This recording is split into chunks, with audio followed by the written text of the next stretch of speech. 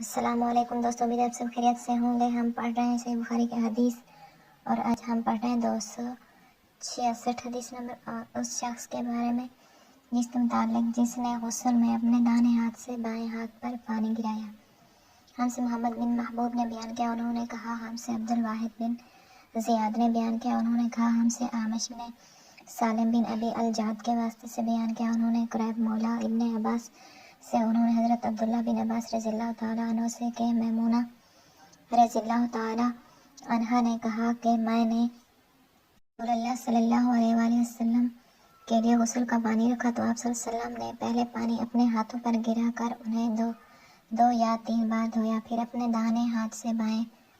پر گرا کر اپنی شرمگاہ کو دھویا، پھر ہاتھ کو زمین پر رگڑا، پھر کلی کی اور ناک میں ڈالا،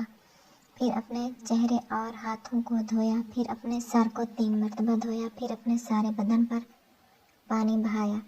پھر آپ اپنی غسل کی جگہ سے الگ ہو گئے، پھر اپنے قدموں کو دھویا۔ آج کی ہماری یہ ویڈیو یہاں پر ختم ہوتی ہے۔ اگر ویڈیو پسند آئی تو